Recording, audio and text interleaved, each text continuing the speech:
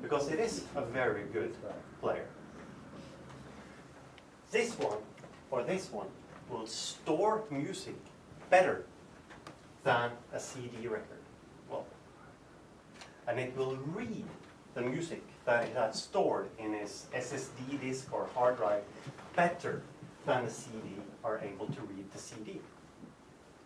So still, every time we used to compare this to this, the CD player always won. Why?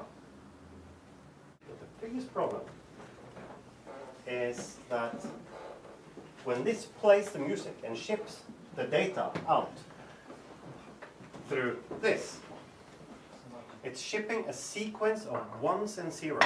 It's digital music, right? So we just have a stream. I'll not draw that much now. Of 1, 1, 1, 1, 1, 1, 0, 0, 0, 1, 1, 1, 0, and so on. And then the DAC chip inside of this takes a sequence of 16 of these. In theory, it's not entirely correct. Takes 16 and 16, and then it's a calculator. And it calculates what is the music signal right now. Then it takes the next 16 and calculates what is the music signal right now. The next, and what is the music signal right now. And then it builds the curve we are used to. So, when this, you must just say stop when you want me to stop and you want to translate them. So when they sense these signals, it sends about 1.6 million ones and zeros every second when it plays CD quality music. And then this, that is not built for high-end audio, has a poor quality clock inside. And there's this clock inside the computer is supposed to define the rhythm in which the ones and zero comes out of this. 1, 1, 1, 0, 0, 1. But it doesn't matter if you're just printing a letter to your mother, if the rhythm is 100% steady. So this has poor quality clock that ships out the signals 1, 1, 1, 1, 1, 1, 1, 0, 1, 0, 1, 1, 1, 1, 0. Unsteady rate of the data signal. And what happens then is that the DAC chip, this, starts to calculate wrong. And if the sound should have been this powerful, now maybe it calculates it to be more powerful. Or even less powerful, and more powerful again, and less. So the calculator calculates wrong. So the curve changes. And what happens then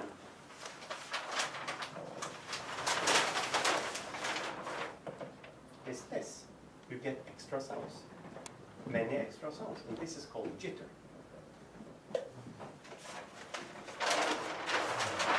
So what we quite simply do, that we have developed ourselves, ground up, is something called reclocking.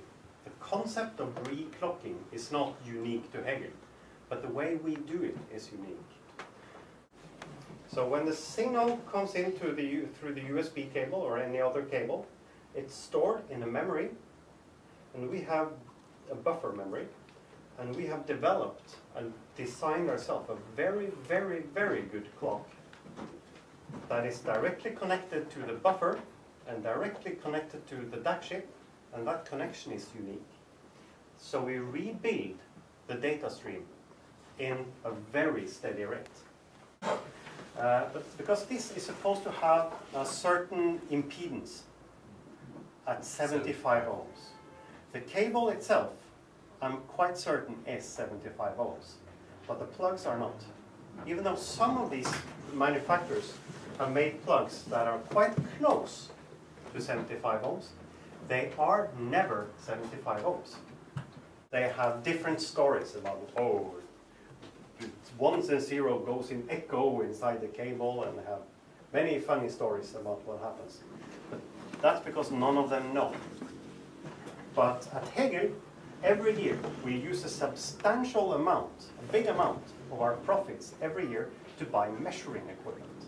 And we have the most advanced measuring equipment for audio, or measuring lab for audio in Norway, maybe in Scandinavia, and we have 2 of them. But 1.5 years ago, we bought a special machine, and it cost 30,000 euros. And one of the engineers had an idea. Let's just measure this. And he made a special measurement. It had to do with time, where it could measure the input and the output of the cable, and he could measure exactly what happened to the squares in the signal. 1, 1, 1, 1, 0, 1, 0, 0. What happened? And how that affected the DAC. And then we had a lot of fun. We called it the wow measurement, because it's a wow. And then we started measuring 14, 15 different cables, and we saw exactly what happened. It was the same thing in everybody. That allowed us to make a special circuit inside our DACs that compensated for the problem in the cable after the signal was received in our DACs. And we don't want to say exactly what we do, but of course someone could open and find out. But it costs money. And to keep the prices down, we only implemented this on the coaxial 1 input, because we think it's only a problem in coaxial cables, and we don't think that many people have 2 favorite music sources that only have coaxial outputs. So it's good to have it on just 1. But it also means I can demonstrate the difference, and that's what I will do. Thank you very much.